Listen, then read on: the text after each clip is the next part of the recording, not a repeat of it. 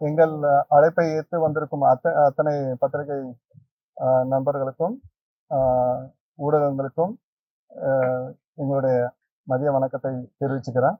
தமிழ் திரைப்பட தயாரிப்பாளர் சங்கம் சார்பாக நன்றியை தெரிவிச்சுக்கிறேன். இன்று தமிழ் திரைப்பட தயாரிப்பாளர் சங்கத்தின் செயற்குழு கூட்டம் நடந்தது. நீங்க சமீபத்தில் பார்த்துருப்பீங்க. திரு ஆர்.கே. செல்வமணி அவர்கள், பெப்சி தலைவர், தொழிலாளர் அமைப்பின் தலைவர் அவர்கள் தமிழ் திரைப்பட தயாரிப்பாளர்கள் சங்கத்தின் பல அவதூறுகளை சொல்லி இன்று பாரம்பரியமான தமிழ் திரைப்பட தயாரிப்பாளர் சங்கத்துடன் 1-to-1, ஏன்னா கிட்டத்தட்ட ஒரு 50 வருஷங்களாக பெப்சி அமைப்பும் தமிழ் திரைப்பட தயாரிப்பாளர் சங்கமும் தொழில் ஒத்துழைப்பும் அதற்கு சார்ந்த விதிமுறைகளும் எப்படி பண்ணணுங்கிறத பேசி முடிச்சு அதை பின்பற்றி இருந்தாங்க. இன்று அவர் சில காரணங்களுக்காக 1-to-1 தமிழ் திரைப்பட தயாரிப்பாளர் சங்கத்தில் இல்லைன்னு சொல்லி அறிவிச்சிருக்காரு. அவர் தான் முதல்ல அறிவிச்சாரு. நாங்கள் பல முறை பல பேச்சுவார்த்தைகளை நடத்தினோம். அவங்க அதுக்கு உடன்படலை.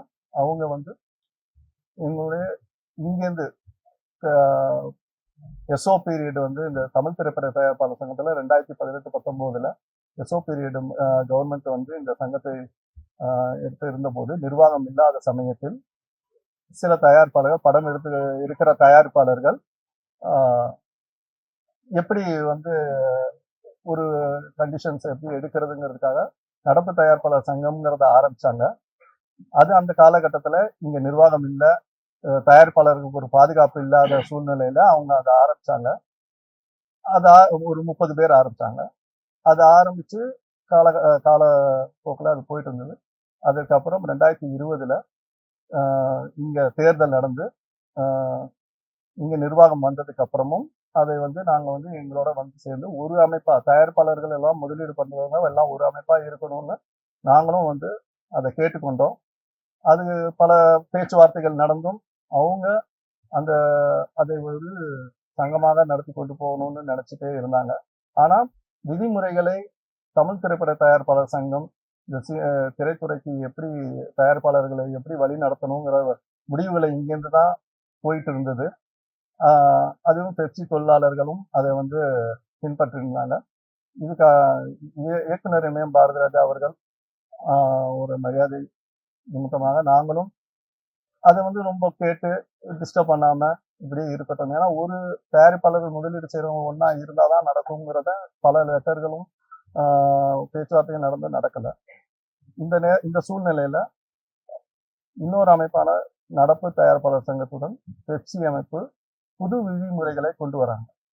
இது ஒரு பேரலல் அசோசியேஷனை சப்போர்ட் பண்ற தொழிலாளர் அமைப்பை நாங்க வன்மையா கண்டிக்கிறோம். ஏன்னா ஒரு தயாரிப்பாளர்கள் இன்னைக்கு பல முதலீடுகளை போட்டு இன்னைக்கு வெற்றி தோல்விங்கிறது சினிமா துறையில எல்லாருக்கும் தெரிஞ்சதுதான். ஆனா மேக்சிமம் பர்சன்டேஜ் தயாரிப்பாளர்கள் பாதிக்கப்பட்டிருக்காங்க. அப்போ அவங்கள ஒரு வழிமுறை நடத்துறதுக்கும் அதை எப்படி சரி பண்றதுக்கும் சில விதிமுறைகளை நாங்க பண்ணும்போது இது பேரல் அவங்க இதை தொழிலாளர் அவங்க சாதகமான விஷயத்துக்காக இன்னொரு இடத்துல கையெழுத்து போட்டு எங்கள்தான் 1-to-1 வேண்டாங்கிறத சொன்னதுனால இந்த செயற்குழுல இதை ஒரு டீப் டிஸ்கஷன் எடுத்து நான் எங்க தயாரிப்பாளர்களை காப்பாற்ற கிட்டத்தட்ட 1500 மெம்பர்கள் இருக்காங்க. இதுல நடப்புல இருக்கிறவங்களும் இருக்காங்க, இங்கேயும் மெம்பரா இருக்காங்க, அங்கேயும் மெம்பரா இருக்காங்க. இருந்தாலும் நாங்கள் தயாரிப்பாளர்கள் நலனை கருதி இந்த படங்கள் எடுத்துக்கொண்டு இருக்கிற தயாரிப்பாளர்களுக்கு எந்த பாதமும் இல்லாமல் இருக்கிறதுக்காக புதிய தொழிலாளர் அமைப்பை உருவாக்குறதுங்கிறத முடிவு எடுத்திருக்கோம். செயற்குழுல ஏகமனதாக ஒட்டுமொத்த தயாரிப்பாளர் ஆதரவுடன் இந்த முடிவை நாங்கள் எடுத்திருக்கோம். அதற்கு தமிழ்நாடு திரைப்பட தொழிலாளர்கள் கூட்டமைப்பு எங்க பேர்ல ஆரம்பிக்கிறோம். இதுல அத்தனை இங்க தயாரிப்பாளர்களை காப்பாற்றுறதுக்கும் புதிய விதிமுறைகளையும் நாங்கள் என்ன பண்ணுறது எல்லாமே பேச்சுவார்த்தைகள் நடந்து கொண்டிருக்கிறது. இதை தான் இந்த செயற்குழுல நாங்கள் முடிவு பண்ணியிருக்கோம். அதே நேரத்தில் அவர் வந்து திரு ஆர்.கே. செல்வமணி அவர்கள் இதை 1-to-1 இந்த பாலிசி இந்த இந்த தமிழ் திரைப்பட தயாரிப்பாளர் சங்கம் திரு முன்னாள் முதல்வர் மக்கள் திலகம் எம்ஜிஆரால் துவங்கப்பட்ட சங்கம், இது கலைஞர் ஐயாவால் வளர்க்கப்பட்ட சங்கம். இப்படிப்பட்ட ஒரு பாரம்பரியமான ஒரு சங்கத்தை அவங்க வந்து ஒரு ஏதோ ஒரு காரணத்தை சொல்லி இவங்க நிர்வாகிகள் சரியில்லை, அவங்க பார்க்கவில்லை, அவங்க வந்து இவங்களுக்கு இதை போட சொல்றாங்க, அதை பண்ண சொல்றாங்க, இது வந்து சொல்லி அவரை வந்து தட்டி கழிச்சு இதை உதாசீனப்படுத்திருக்காரு. அவர் எப்படி வந்து இன்னொரு தயாரிப்பாளர் சங்கத்தை அவர் ஆதரிச்சு அவர் பண்றாரோ, எங்களுக்கு வேற வழி இல்லை, எங்களே அவர் தொழிலாளர் கூட்டமைப்பை ஆரம்பிக்கிறதுக்கு அவர் தள்ளி விட்டார். இதை வந்து இது ஒரு கடினமான முடிவு. ஏன்னா நாங்கள் தொழிலாளருக்கு அவ்வளோ சப்போர்ட்டா தான் இருந்திருக்கோம். ஆனால் அவர் அதெல்லாம் நினைக்கல. ஏதோ ஒரு காரணத்தை சொல்லி தனிப்பட்ட முறையில் எங்கள் நிர்வாகிகளை தாக்கி பேசி அவர் வந்து சொல்லியிருக்காரு. இது திசை திருப்புறாரு. ஏன்னா இன்னைக்கு பெப்சியில வந்து நாங்கள் நிர்வாகத்துக்கு 2020 தேர்தல் நடந்து புதிய நிர்வாகம் வந்தபோது சம்பள உயர்வை நாங்கள் பேசி முடித்து விட்டோம். அந்த சம்பளம் இது போயிட்டு இருக்கு. இப்போ இருக்க சூழ்நிலையில போன வருஷம் வந்து நாங்கள் மறுசீரமைப்புக்கு என்ற பேர்ல ஒரு வருஷம் ஸ்டாட்டிஸ்கோ ஏன்னா படங்கள் வந்து சரியான வியாபாரங்கள் வந்து சரியா இல்லாத பெரிய படங்களை தவிர சிறு முதலீட்டு படங்களுக்கு மிகப்பெரிய பாதிப்புகள் இருக்கிறதுனால இதை கொஞ்சம் மெயின்டைன் பண்ண சொல்லி இதே ரேட் கார்டை வச்சு பாலிசி டிசிஷனா நம்ம கொஞ்ச நாளைக்கு போகணும்னு நாங்களும் பேசணும். அதை பேசிட்டே இருக்கும்போது அவர் இன்னைக்கு ரேட்டை வந்து இன்க்ரீஸ் பண்றதுக்கும் அவங்களுடைய இதை வந்து கேட்குறாங்க, தப்பு இல்லை. ஆனால் அதே நேரத்தில் எங்களுடைய சூழ்நிலைகளும் நாங்கள் சொல்லி இன்னைக்கு வந்து அதை செயல்படுத்த முடியாதுன்னு சொன்னோம். இப்போ வந்து பிஎஃப்இஎஸ்ஐ அப்படிங்கிற ஒரு இதை வந்து கொண்டு வராங்க. பிஎஃப் வந்து ஒரு பெர்மனன்ட் எம்ப்ளாயீஸுக்கு பிஎஃப்ஐ இஎஸ்ஐ எல்லாம் வந்து கொடுக்கப்படுறாங்க, பெரிய கார்பரேட் கம்பெனிஸ்க்கு எல்லாம். இது வந்து சட்ட ரீதியாக வந்து நம்ம சினிமா துறையில வந்து எல்லாருமே வந்து டெம்பரரி கான்ட்ராக்ட் பேசிஸ்ல தான் இருக்காங்க. இதை வந்து கொண்டு வர்றதுக்கு அவங்க ட்ரை பண்றாங்க. அதுக்கு ஒரு பெஸ்ராங்கிற ஒரு அமைப்பை வந்து திரு ஆர்.கே. செல்வமணி அவர்கள் உருவாக்கி இருக்காங்க. அந்த பெஸ்ரா அமைப்பு வந்து என்னன்னா 23 யூனியன்கள் சேர்ந்தது பெப்சி. அதுல இருக்க தொழிலாளர்கள் அத்தனை பேரும் பெஸ்ரால கார்டு வாங்கினா தான் வேலை இருக்கு, யூனியன்ல மெம்பரா இருந்தா வேலை இல்லை, இதுல வந்து கார்டு வாங்குங்கன்னு ஒரு கொடையின் கீழ் கொண்டு வர்றதுக்குள்ள இதை வந்து அவர் அமைச்சிருக்காரு. அது உள்ள நிர்வாகிகள் யாருன்னு தெரியாது, அதுக்கு ஒரே அமைப்பு. அந்த இதை வந்து நாங்கள் கடுமையாக எதிர்க்கிறோம். ஏன்னா இதுல வந்து கொண்டு வர்றதுனால ஒரு 30% ஒரு 15% 30% இன்க்ரிமெண்ட் சம்பளம், இந்த பிஎஃப்இஎஸ்ஐ ஒரு கிட்டத்தட்ட 28% கிட்ட வரும், டாக்ஸ் எல்லாம் சேர்த்தா. இது எல்லாமே ப்ரொடியூசர் கிட்ட வருது. டோட்டலா இதை வந்து நாங்க வந்து கடுமையாக இருக்கிறோம். ஏன்னா 23 யூனியன்ல இருந்து இருக்க வேலையாட்களை நாங்க வந்து கேட்கிறோம். அவர் ஒரு படையின் கீழ் கொண்டு வந்து மொத்தத்தையும் கண்ட்ரோல்ல வைக்கிறதுக்கு உள்ள சிஸ்டம் தான் அந்த அதை நாங்க எதிர்க்கிறோம். இந்த திசை திருப்பதா அவர் வந்து கம்ப்ளீட்டா வந்து நிர்வாகிகளே எங்களை வந்து அதை பண்ண சொல்றாரு, இது பண்ண சொல்றான்னு சொல்றாரு. அங்க வேலை எல்லா தொழிலாளர்களும் கிடைக்கணுங்கிறதுக்காக தான் நாங்களும் சொல்றோம். அவர் வந்து அந்த திசை திருப்ப இந்த வேலையை பண்ணிட்டு இருக்காரு. இதை நாங்க ஒரு அறிக்கையா இந்த செயற்குழுல நாங்க பேசி முடிவு பண்ணி எங்களுக்குள்ள தொழிலாளர் அமைப்பு, எங்களுக்கு சப்போர்ட்டா இருக்கிற தொழிலாளர்களை வச்சு நாங்க பண்றோங்கிற முடிவை வந்து செயற்குழுல எடுத்திருக்கோம். இதை வந்து நாங்க அறிக்கையா பத்திரிகைகளுக்கு நாங்க கொடுக்குறோம். வணக்கம். இதுதான் மெயினான ஒரு விஷயம். வேற ஏதாவது இருந்தாலும் கேளுங்க.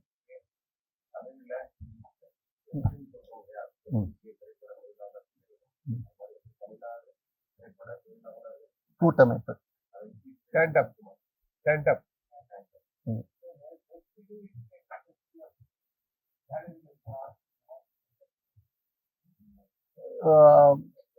பெரிய டிஃபரன்ஸ் வேலைகள் எல்லாருக்கும் கிடைக்கணும். ஏன்னா திரு செல்வமணி அவர்கள் வந்து அவங்க என்ன சொன்னாங்கன்னா கிட்டத்தட்ட 25,000 மெம்பர்கள் இருக்காங்க. எத்தனை பேருக்கு ரொட்டேஷன் முறையில அவங்க வேலை வாங்கி கொடுத்துருக்காங்க? அவரு குறிப்பிட்ட பேர்களுக்கு மட்டும்தான் வேலை இருக்கு பெப்சியில கிடைக்குதே தவிர இதை வந்து அவரு வந்து இந்த பெஸ்ராங்கிற ஒரு இதுல கொண்டு வந்து எல்லாத்தையும் பண்ணி எத்தனை பேருக்கு ரொட்டேஷன் முறையில வேலை கொடுக்குறாருங்கிறது இது வரைக்கும் ஒன்றும் டேட்டா கிடையாது. அதே நேரத்துல நாங்க அமைக்கிறதுல வந்து புதிய ரேட் கார்டு சிறு முதலீட்டு படங்களுக்கு என்ன மாதிரி சம்பளங்கள் எல்லாமே வந்து புதிய உருவாக்கி அதை வந்து இப்ப இருக்க தயாரிப்பாளர்கள் சொல்ல போறோம்.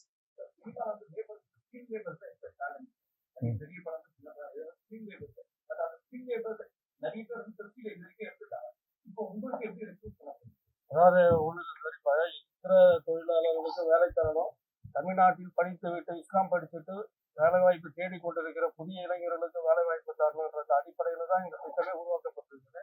அனைத்து தரப்பட்ட தொழிலாளர்களுக்கு ஒரு தொழில் உறுதி செய்யப்படுகிற திட்டமாக தான் இந்த அமைப்பு உருவாக்கப்பட்டிருக்கு. அதே மாதிரி நேரத்துல நடப்பு தயாரிப்பாளர் சங்க தலைவர் சொன்ன மாதிரி கடந்த காலத்துல வரலாற்று சிறப்புமிக்க இந்த சங்கங்கள் இருந்த பொழுது 1-to-1 தமிழ் திரைப்பட தயாரிப்பாளர் சங்கத்துக்கும் பெப்சிக்கு மட்டுமே இருந்தது. இன்றைக்கு தன்னுடைய பணக்கார நண்பர்களுக்காக செல்வமணி அவர்கள் பெப்சியை கொண்டு போய் அந்த ஒப்பந்தம் நடப்பு சங்கத்துல போட்டு நடப்பு சங்கத்துல 23-24 எடுத்த படங்கள் பாத்தீங்கன்னா 18 படம் 23வது வருஷத்துல 24வது வருஷத்துல பாத்தீங்கன்னா 25 படம் தான். ஆனா மொத்தமா ரிலீஸ் ஆன படங்கள் வந்து 23ல 225 படம், 24ல 250 படம். அப்ப தயாரிப்பாளர்கள் எந்த தயாரிப்பாளர்கள் பெப்சி தொழிலாளர்களுக்கு வேலை கொடுத்துருக்காங்கன்னா 100% விழுக்காடு தமிழ் திரைப்பட தயாரிப்பாளர் சங்கத்தை உறுப்பினர்கள் தான் வேலை கொடுத்துருக்காங்க. அந்த தொழிலாளர்கள் புறந்தள்ளிட்டு ஒரு பணக்கார நண்பர்களுக்காக போய் நடப்பு சங்கத்துல ஒரு 8 படம் 10 படம் நடக்கிற சங்கத்துல போய் ஒப்பந்தம் இதை மீறி வரலாற்று சிறப்புமிக்க இந்த இதை மீறி ஒப்பந்தம் போட்டிருக்கிறாருன்னா அவர் தொழிலாளர் மேல இருக்கிற அக்கறையில பண்ணல. அதனாலதான் தமிழ் திரைப்பட தயாரிப்பாளர் சங்கம் என்னைக்குமே தொழிலாளர் பக்கம் தொழிலாளர் நலன் பற்றி இருக்கிறதுனால இந்த புதிய கூட்டமைப்பு உருவாக்கி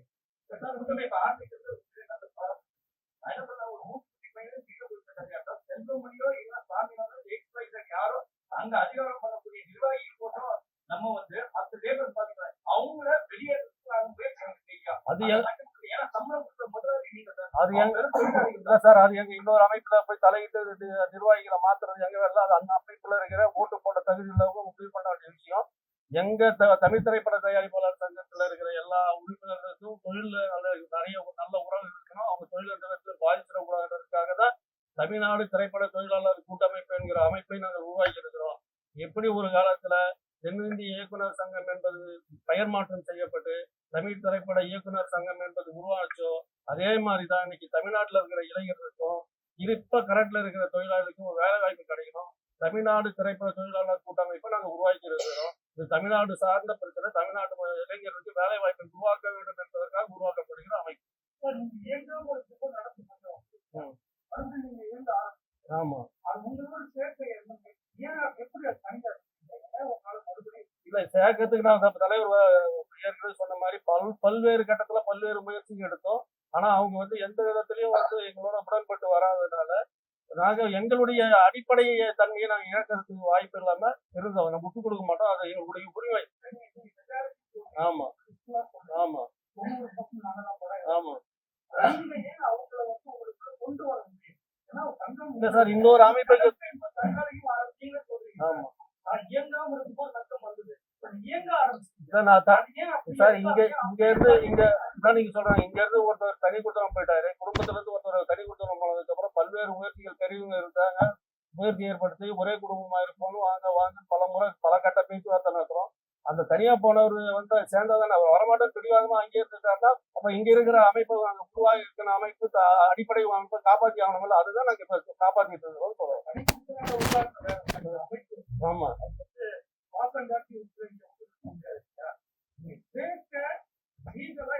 லீகலா இதை பண்ண முடியாது சார். இன்னொரு அமைப்பை போய் லீகலா எப்படி நீங்க கழிச்சுட்டு வாங்கன்னு சொல்ல முடியும்? இல்ல சார் பல பேச்சுவார்த்தைகள் நாங்க வந்து கேட்டு ஒன்னா இயங்கி செய்வோம். மீட்டிங்கெல்லாம் நாங்க சில பாலிசி டிசிஷன் இது ஒரு இண்டஸ்ட்ரி சினிமா இண்டஸ்ட்ரியில இது ஒரு பாலிசி டிசிஷன் இங்க இருந்து எடுத்தா எல்லாருக்கும் இது ஒரு பாதுகாப்பான அமைப்புங்கிறதே வந்து அந்த தொழில் சார்ந்த ஆளுங்களுக்கு உள்ள பாதுகாப்பு தான் அமைப்புகள். அதுதான் அது வந்து இங்கக்குள்ள வந்து பேசினாங்க. இங்கேருந்து வந்து பேசிட்டு சேர்றோம் தான் சொன்னாங்க. ஆனால் அங்க இருக்க சில நிர்வாகிகள் அதை வந்து விட்டு கொடுக்காம என்ன சொல்றது அங்க ஒரு பதவி இருக்கு அதுக்காக இங்க வந்தா வர முடியாது இதெல்லாம் வந்து விட்டு கொடுக்காம இருக்கிறதுக்காக அவங்க வரமாட்டேங்கிறாங்க சார். பாலிசியாவே நாங்க கேட்டோம். நாங்க ரொம்ப சாஃப்டா, ஏன்னா நம்ம ஃபர்ஸ்ட் ஒரு நோட்டீஸ் கொடுத்தோம், இதை கலைச்சிட்டு வாங்கன்ற. நாங்கள் வந்த உடனே அப்ப வந்து நாங்க வந்து பாலிசி வந்து ஒரு நோட்டீஸே கொடுத்தோம், கலைச்சிட்டு வந்துருங்க, அதெல்லாமே ரெக்கார்டு இருக்கு முடிஞ்சணும். அப்புறம் ரொம்ப ஹார்டா, ஏன்னா அவங்களும் சக தயாரிப்பாளர்கள் தான், இங்க இருக்க மெம்பர்ஸ் தான். இயக்குனர் பாரதிராஜா அவர்களை மரியாதையா நாங்களும் எல்லாருமே தான் பார்க்கிறோம். அதுக்காக ஒரு மரியாதைக்காக இருந்தோம். அது வந்து கொஞ்சம் காலப்போக்கில் அதை தள்ளி தள்ளி எங்களோட சேர்ந்து அவங்களும் பயணிச்சாங்க. நடப்பு தயாரிப்பாளர் சங்கமும் எங்களோட பாலிசி டிசிஷன்ல சேர்ந்து பயணிச்சாங்க. இப்போது அவங்க தன்னிச்சையாக முடிவு எடுக்கிறதுக்குன்னா, அப்ப பாலிசி டிசிஷன் வந்து ஒரு இண்டஸ்ட்ரியை வந்து அது வந்து டேமேஜ் பண்ணும். இண்டஸ்ட்ரி முதலீடு போடுற தயாரிப்பாளர்களுக்கு இன்னைக்கு இருக்கிற காலகட்டத்தோட மாற்றங்களுக்கு ஏற்ற மாதிரி அவங்க ஒரு டிசிஷன், நாங்க ஒரு டிசிஷன் தனியா இருக்கும்போது எங்க தயாரிப்பாளரை காப்பாத்துறதுக்கு தான் இந்த முடிவு எடுப்போம். அதுதான். இதை தாண்டி செல்வமணி அந்த பொதுக்குழு முடிஞ்ச பிறகு அந்த பேட்டியில நீங்க கவனிச்சிருப்பீங்க, ஊடகத்தாருக்கு பத்திரிகையாளர்லாம் நாங்க சொல்ல தெரிஞ்சுக்கிறது, நீங்க அந்த விஷயங்களை நாங்க ஃபுல்லாவே பார்த்தோம்.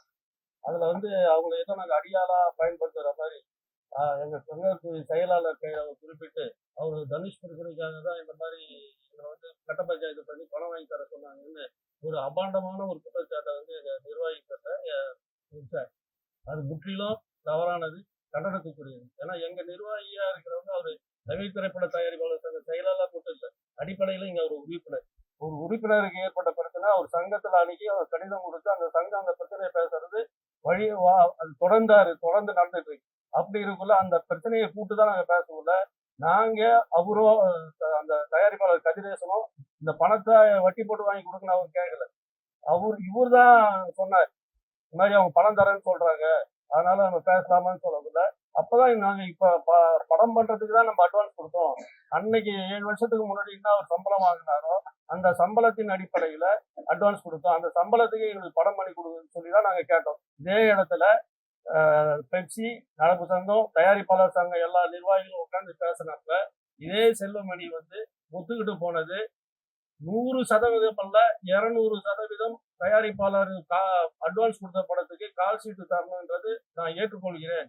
இட்லி கடை படம் ஷூட்டிங் முடிஞ்சதுக்கு அப்புறம் இந்த அக்டோபர் மாசத்துல 2 பிரச்சனை இருக்கு. தனுஷ் பிரச்சனை, தலைவருக்கு ஒரு படம் ஒரு பிரச்சனை, கதிரேசன் சாருக்கு ஒரு பிரச்சனை இருக்கு. 2 படத்தையும் நாங்க வந்து தனுஷ் கிட்ட கால் ஷீட் தரணும் தான் நாங்க பேசுவோம். அதுதான் முறை. 100% 200% ஏற்றுக்கொள்ள வேண்டிய விஷயம். கட்ட பஞ்சாயத்து பண்றது இல்ல, வட்டிக்கு பணம் வாங்குறது இல்ல அப்படின்னு சொல்லிதான் முடிவு பண்ணிட்டு போனோம். எந்த சூழ்நிலையிலையும் நாங்க வந்து பணம் வாங்கி கொடுங்கன்னு நாங்க 5 கோடி வாங்கி தோங்க, 20 கோடி வாங்கி தோங்க நான் பணமா கேட்கல, கால் ஷீட் தான் கேட்கறோம். இது கடந்த காலத்துல இருந்து இருக்கு. இப்ப அடியாளா பயன்படுத்திக்கிட்டான்னு கேட்கிறாரு. 3 வருஷம் நான் தலைவர் சொன்ன மாதிரி அட்டாக் இருந்தப்ப வடிவேல் வந்து 3 வருஷம் நிறுத்தி வச்சிருந்தீங்களே, அப்ப நீங்க அந்த செஞ்சீங்கல்ல, அப்ப அது சரியா? அவங்களே தான் இப்பவும் நடப்பு சங்கத்துல நிர்வாகிகளா இருக்காங்க. அவங்களுக்கு அவங்களோட தான் அவர் வந்து பயணிக்கிறார். அதே வடிவேலு பிரச்சனையை கொண்டாந்து இப்பதான் நாங்க இங்க பேசி தீர்த்துதான் திரும்பி அவர் வந்து ரீஎன்ட்ரி ஆகி நடத்திட்டு இருக்காரு. அப்படி இருக்குல்ல, அன்னைக்கு இதே நாங்க அடியாளா பயன்படுத்துறோம்னு சொல்ற செல்வமணி சாரை கேட்கிறேன். நாங்க இங்க தயாரிப்பாளர் படம் எடுத்து ரிலீஸுக்கு நாளைக்கு ரிலீஸ்னா இன்னைக்கு அப்பெல்லாம் லேப்ல இருக்கு. லேப்ல வந்து பெப்சி தொழிலாளர்களுடைய சம்பளம் எவ்வளவு பாக்கி இருந்தது எத்தனோ முறை வந்து கடிதம் கொடுத்து அந்த கடிதத்தின் அடிப்படையில நாங்க அவங்களுக்கு எங்க தயாரிப்பாளர்கிட்ட இருந்து பணத்தை வாங்கி அவங்களுக்கு சென்று பண்ணி கொடுத்துருக்கோங்க. அப்ப எங்களை அடியாளா பயன்படுத்திக்கிட்டாரா?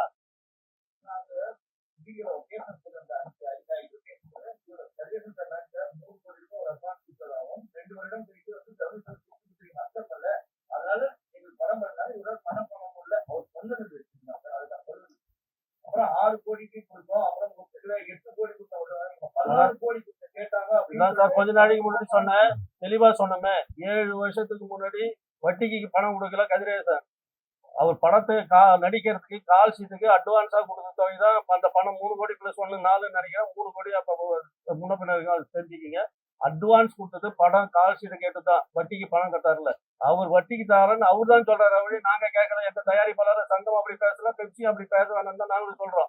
இன்னும் கேட்டீங்கன்னா அந்த பிரச்சனை நடிகர் சங்கத்துக்கும் தயாரிப்பாளருக்கு சங்கத்துக்குமான பிரச்சனை. இவர் ஏன் நடுவில் வந்து கடை பஞ்சாயத்து பண்றாரு? அப்ப தனுஷ் அவங்க தனிப்பட்ட முறையில தனுஷ்க்கு ஏதாவது கமிட்மெண்ட் ஆகிறாரு, அவங்க அப்பாக்காக கமிட்மெண்ட் பேசுறாரா?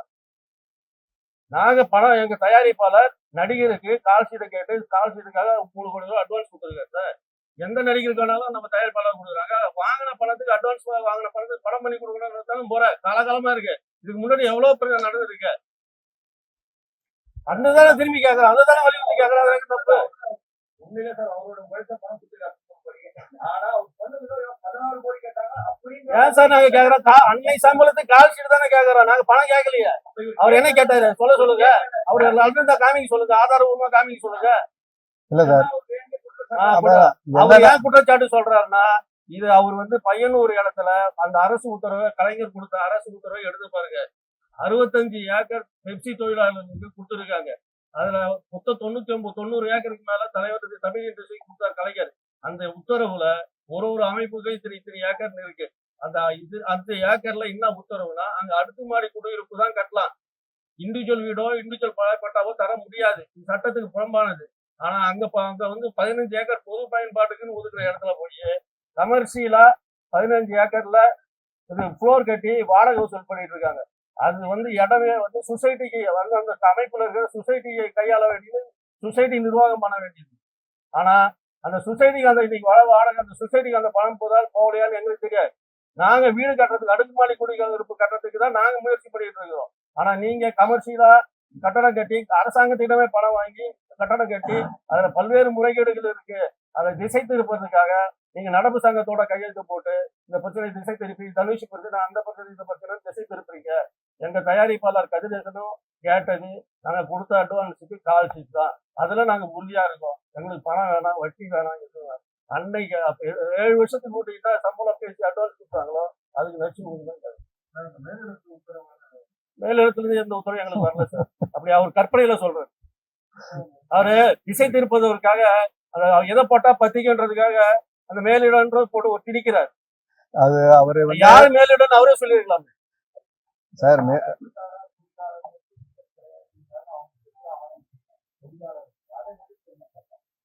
சார் அது கடைசியா தயாரிப்பாளருக்கு மேலதான் சார். என்ன சார் இது, தயாரிப்பாளர்கிட்ட இருந்து என்னதான் போல. அவங்க காலையில எந்திரிச்சு வந்ததுல இருந்து தயாரிப்பாளரோட செலவுதான். காலையில அனுப்பலைன்னா வரமாட்டாங்க. காலைல 9 மணிக்குன்னா 8 மணிக்கு தான் வருவாங்க. டைமிங் எல்லாமே அது நாங்களும் சில அவர் வந்து நிறைய பண்ணி கொடுத்துருக்கோம் சொன்னோம். தொழிலாளருக்கு நாங்க பண்ணி கொடுக்கலன்னு அவரால் சொல்லுங்க பார்ப்போம். எல்லாமே பண்ணுவோம். காலையில வண்டி அனுப்புறதுல இருந்து கடைசி இறக்கி டிராப் பண்ற வரைக்கும் தயாரிப்பாளரோட கணக்குல தான் எல்லாமே. அதோட கணக்கு வரல சார். நிறைய இது இருக்கு சார். ஸோ அவங்க பேசுற ஒரு படம் தயாரிச்சுட்டு ஒரு நாள் கிட்டத்தட்ட ஒரு 40 நாள், சின்ன படம் 40 நாள் ஷூட்டிங் எடுக்கிறாங்கன்னா 39 நாள் கொடுத்துருவாங்க. அந்த ஒரு நாள் கொடுக்கலன்னா அவங்க வந்து அவங்க பேசுற பேச்செல்லாம் வேற. ஒரு ஆர்டிஸ்ட தூக்கிட்டு போய் வச்சிடுறாங்க. ஒரு நாள் சம்பளம் வரல. 8 வருஷத்துக்கு முன்னாடி 3 கோடி ரூபாய் கொடுத்து ஒரு தயாரிப்பாளர் சும்மா உட்கார்ந்து இருக்கிறோம். அதை வந்து பேசுறத வந்து நீங்க எப்படி கொச்சைப்படுத்தி பேசுவீங்க? உங்களோட ஒரு நாளுக்கு ஒரு படத்தோட ஆர்டிஸ்ட தூக்கிட்டு போய் வச்சுக்கிறீங்க. அதுக்குள்ள நிறைய விஷயங்கள். சார், நிர்வாகத்துக்கு சங்கங்கிறது வந்து நிறைய பிரச்சனையை கையாளுறது எல்லாமே தான் இருக்கதான் செய்யும். அதை வந்து கொச்சைப்படுத்தி திசை திருப்பி தப்பான ஒரு விஷயத்த வந்து நீங்க பண்றது நியாயம் அப்படின்னு சொல்லி இன்னொருத்தர் மேல தள்ளப்படுறது வந்து அதை வந்து அவர் பொதுவெளிக்கு வரும்போதுதான் நாங்க வர மாதிரி இருக்கு. இந்த மாதிரி ஏகப்பட்ட குற்றச்சாட்டுகள் இருக்கு. அவர் நிறைய விஷயங்களை திசை திருப்புறதுக்கு தான் இந்த இந்த பிரச்சனைகளை எடுத்து மாத்தி விடுறாரு. அதான்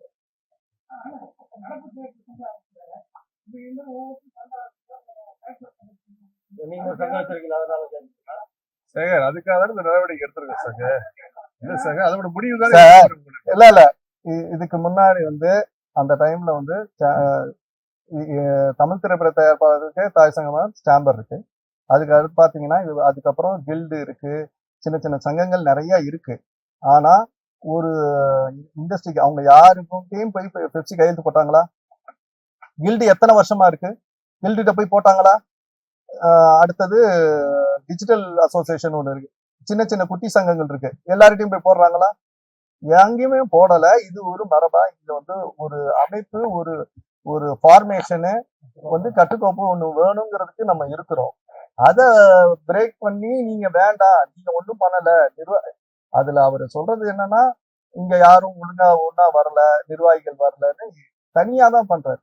ஒரு அமைப்புக்குள்ள உங்களுக்கு வேண்டியது என்னவோ நாங்க செஞ்சு கொடுத்துருக்கோம். இது இருக்குது. இது வந்து யாரு வராங்களோ, செயலாளர் ஒரு நாளைக்கு வர முடியாது, ஒரு நாள் நான் வர முடியாது, இருக்கும். அது எல்லாரும் உட்கார்ந்து பேசி எல்லா விஷயமும் நடந்துதானே இன்னைக்கு சினிமா துறை போயிட்டு இருக்கு. அதை மீறி என்ன பண்ணும்? ம். முறையா இதுல ஒரு இதுல வந்து என்னன்னா, நடப்பு தயாரிப்பாளர் சங்கத்துல இருக்க நிர்வாகிகள் இங்க நிர்வாகத்துல இருந்தவங்க தான். அவங்க பீரியட்ல இன்னைக்கு தலைவரா இருக்கிறவரும் இங்க தலைவரா இருந்தவர் முன்னாள் தலைவர். அவரே வந்து இன்னைக்கு போய் அங்க அவர் இருந்த பீரியட்ல அவர் வந்து பெப்சி கையெழுத்து போறாரு, வேற பெப்சியோட இருந்து சம்பள பாக்கியில இருந்து எல்லாத்தையும் பேசினாங்க. அவரு போய் அங்க போய் கையெழுத்து போடலாமா? அந்த நிர்வாகிகள் மேல நாங்கள் அதோட விளக்கத்தை கேட்டு நாங்க லெட்டர் அனுப்புறோம். சார் அது வந்து இந்த ஜனநாயகத்துல வந்து 2 பக்கமும் எல்லா இடத்துலயும் உறுப்பினரா இருக்கிறாங்க. ஒரு கிளப்ல மெம்பரா இருந்தா இன்னொரு கிளப்ல மெம்பர் ஆகக்கூடாதுலாம் கிடையாது. அது இருக்கலாம். ஆனா ஒரு சங்கத்துடைய ஸ்திரத்தன்மையை வந்து அவங்க வந்து அசைச்சு பார்த்து பண்ணும்போது அதுக்குள்ள முடிவுகளை நாங்க எடுத்துதான் சார் ஆகணும். இது வந்து இண்டிவிஜுவலை விட சங்கம் தான் பெருசு. ஒரு தலைவர் சொல்ற இண்டஸ்ட்ரி அர்த்தம் என்னன்னா, இந்த தயாரிப்பாளர் சங்கத்திற்கு விரோதமாக இந்த சங்கத்துக்கு துரோகம் செய்த நிர்வாகிகளா அந்த நடப்பு சங்கத்துல கையெழுத்து போட்டுக்கிறவங்க மீது தயாரிப்பாளர் சங்கம் இன்னைக்கு நடந்த செயற்குழுல நடவடிக்கை எடுக்கிறதா தீர்மானம் நிறைவேற்றிருக்கு. தயாரிப்பாளர்கள் நிறைய பேர் பாதிக்கிறாங்க. இந்த தயாரிப்பாளர் பெரிய தயாரிப்பாளர் பெப்சினால போய் மிரட்டுறதுலாம் நிறைய அதிகமா நடந்துருக்கு. இப்ப நீங்க ஆரம்பிக்கிற கூட்டமைப்புல அது கவனத்துல வச்சிருக்கீங்களா? அந்த மாதிரியா எந்த ஒரு தயாரிப்பாளரும் பாதிக்கப்படக்கூடாது சார் 100% நிறைய பேர் பாதிக்கப்படுறாங்க தயாரிப்பாளர்கள். இல்ல சார். இந்த தொழிலாளர் அமைப்பு ஆரம்பிக்கிறது வந்து ஒரு பெப்சி தொழிலாளர்கள் அங்க இருக்கிறவங்களும் இங்க வரலாம். நாங்கள் 2 பேரையுமே பாதுகாக்கிற மாதிரி தான் இந்த இது இருக்கும். தயாரிப்பாளர்களுக்கும் பாதுகாப்பாகவும் தொழிலாளருக்கு பாதுகாப்பாகவும் தான் இந்த சங்கம் வந்து அமைக்கப்படும். அதுக்கு ஏற்ற மாதிரி பைலா தான் இங்க சிஸ்டமே இருக்கும். ஒழுக்கம் தான் முக்கியம். நிறைய தயாரிப்பாளர்கள் வந்து அச்சுறுத்தப்படுகிறது. எங்களுக்கு அந்த நிலை தொடர அதான் சார் ஒரே ஒரு பாலிசி. அதுதான் சொல்றேன் சார். அவர் சொன்னா அது தப்பு இல்ல, நாங்க சொன்னா தப்புங்கிறது. ஒரே ஒரு பாலிசி டிசிஷன். எங்களை பொறுத்த வரைக்கும் வேலை நிறுத்தம் இருக்கக்கூடாது. இப்போ அவர் அறிக்கையில என்ன கொடுத்திருக்காரு, நீங்க ஆரம்பிச்சா நாங்க லெட்டர் கேட்போம். தயாரிப்பாளர் நீங்க முதலாளியா பணம் போடுறவங்களா நாங்க பணம் போடுறோம், லெட்டர் நீங்க எப்படி கேட்கலாம்? அதுவே குற்றம். நீங்க வேலை நிறுத்தம் செய்வீங்கன்னு எல்லா இதுக்கும் சொல்றீங்க. வேலை நிறுத்தம் சொல்றதே இன்னைக்கு சட்டப்படி குற்றம். சிசிஐல வந்து அது பெரிய குற்றமான ஒரு விஷயம். பணம் போட்டு இது பண்றாங்க. இது சங்கங்களுக்கான பிரச்சனை. நீங்க இண்டிவிஜுவலா போய் டார்கெட் பண்றீங்க. நீங்க சங்கம்னா சங்கத்தோட போகுது, இண்டிவிஜுவலா டார்கெட் பண்ண கூடாது. பொறுத்த வரைக்கும் செல்வமணி சார் வந்து அதை வந்து சொன்னது எனக்கு அவரு நிதானத்துக்கு அதை பிடிச்சு இவ்வளவு வருஷமா இந்த தொழிலாளத்துல இருந்து இங்க தயாரிப்பாளர் சங்கத்திலையும் மெம்பர் தான். அவருக்கு எல்லா விஷயமும் தெரியும். அவரு நிலை தடுமாறி பேசுறாருன்னு தான் என்னோட இதா இருக்கு. ஏன்னா இவ்வளோ இது ஆக வேண்டிய அவசியம் இல்லை.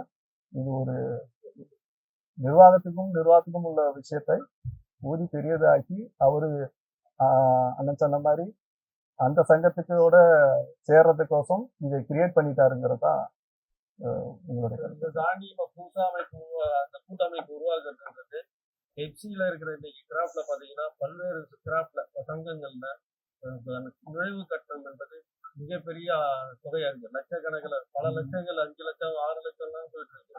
அது வந்து அதுவே ஒரு வகையான ஊழல். அந்த மாதிரியான அந்த மாதிரி இடம் இங்க இல்லை. அதான் நான் ஆரம்பத்திலே சொன்னேன், தமிழ்நாட்டில் புதிதாக படித்து வருகிற இளைஞர்களால 10 லட்சமோ 5 லட்சமோ கொடுத்து ஒரு சங்கத்துல உறுப்பினராக சேரத்துக்கு வாய்ப்பு இல்லை. அந்த பணம் இருந்தா அவனே தனியா தொழில் செஞ்சிருவான். அந்த நிலை இந்த நாங்கள் ஏற்படுகிற கூட்டமைப்பில் இருக்காது. மிக மிக சொற்பமான தொகை தான் நுழைவு கட்டணமாக இருக்கும். அந்த அடிப்படையில புதிதாக உருவாகுகிற இளைஞர்களுக்கு, தமிழ்நாட்டில் படித்து வேலை வாய்ப்பு இல்லாமல் இருக்கிற இஸ்லாம் படித்து இருக்கிற இளைஞர்களுக்கும் கரண்ட்ல அனுபவசாலியா இருக்கிற தொழிலாளர்கள் 2 பேரையும் ஒரே 2 ட்ராக்கா வச்சு ரயில பத்திரமா கொண்டு போய் சேர்க்கணும், பயணிகளை பத்திரமா கொண்டு போய் சேர்க்கணும் அடிப்படையில நுழைவு கட்டணம் என்பது மிக மிக குறைவாக இருக்கும். தொழிலாளர்களுக்கு மிகப்பெரிய பலனாக இருக்கும். எதுக்குமே யாருடைய ஆதிக்கமும் இங்க இருக்காது. தொழில் ஒரு சுமூகமான தொழிலா, சுமூகமான உறவா இருக்கும். ஆரம்பத்துல கொஞ்சம் சிரமமா இருக்கும். போக போக இதுதான் சரியான தமிழ் திரைப்பட தொழிலாளர் கூட்டமைப்பு தான் உறுதியானது என்பதை நிலைநாட்டுகிற வகையில் அமையும் என்பதை மகிழ்ச்சியுடன் தெரிவிக்கும். அதுல இன்னொரு அவங்க என்ன சொல்றாங்கன்னா, இந்த உத்திய வந்து குறைந்த சம்பளம் அதிக வேலை அப்படிங்கிறதுக்கான அதுக்கு சொல்லிடுறேன் சார். இப்ப பாம்பேல வந்து இதே மாதிரி 3 அசோசியேஷன் இருக்கு. கர்நாடகால பாத்தீங்கன்னா 2-3 அசோசியேஷன். இது நம்ம தொழிலாளர்களுக்காக எங்க சோ அதன் அடிப்படையில தான் நம்ம இதை பண்றோம். உங்களுக்கு வந்து விருப்பப்படுறவங்க அங்கே ஒரு பெப்சில இருக்கக்கூடிய ஒரு கசிங்க வந்து ஒர்க் பண்ணிக்கலாம். யாரும் இது கிடையாது உங்களுக்கு. ஏன்னா படைப்பாளிகள் 95 ஆரம்பிக்கும் போது கிட்டத்தட்ட 3 வருஷம் படைப்பாளிகளுக்கு வந்து பெப்சி வந்து தனித்தனியா வேலை பார்த்துக்கிட்டு இருந்தாங்க. அப்படிதான் 3 வருஷம் போச்சு உங்களுக்கு. இது பல வருஷமா பல கோரிக்கைகள் இருக்கு. அந்த சூழ்நிலைக்கு வந்து செல்லுமணியர்கள் தள்ள வச்சுட்டாரு இப்போ உங்களுக்கு. இல்ல அதை தாண்டி ஒரு கருத்து சொல்றேன் சார். அவர் அந்த பேட்டியில சொல்றாரு, இப்போ பையனூர்ல வந்து விஜய் படம் வந்து ஷூட்டிங் நாங்க வந்து தமிழ்நாட்டுக்குள்ள நடந்ததுனால 2.5 லட்சம் வேலை நாட்கள் வந்து அந்த தொழிலாளி கிடைச்சி சொல்றாரு. ஒரு விஜய் படத்துக்கு 2.5 லட்சம் வேலை நாட்கள் அவங்களுக்கு கிடைச்சதுன்னா தமிழ் திரைப்பட தயாரிப்பாளர் சங்கத்தை 200 படம் தயாரிச்சிருக்காங்களே, அப்ப எத்தனை கோடி வேலை நாட்கள் நாங்க உங்களுக்கு கொடுத்துருப்பாங்க. நன்றி ரவ கூட மறந்துட்டு ஒரு 10 பேர் எடுக்கிற படம் எடுக்கிற போய் தயாரிப்பாளர் சங்கத்தை இது துரோகம் பண்ணிட்டு போய் நீங்க அந்த கையெழுத்து போறீங்கன்னா அதோடைய நோக்கம் அது என்னன்றதை அவர் தான் சொல்லணும். நாங்கள் வெளிப்படையா சொல்ல ஆரம்பிச்சா அது தனிநபர் விமர்சனம் ஆயிடும். அந்த விமர்சனத்துக்குள்ள நாங்கள் தனியா போகல. இந்த தலைவர் சொன்ன மாதிரி அமைப்புக்கான பிரச்சனை, இந்த அமைப்புக்கான எங்கள் தயாரிப்பாளர்களை எங்களை நம்பி வருகிற தொழிலாளர்களை காப்பாற்றுவதற்காக தான் நாங்கள் முடிவு எடுத்திருக்கோம். அது அதனால நிச்சயமா இது சக்சஸ் ஆகும். இந்த முடிவு இந்த நீங்க சொல்லுங்க.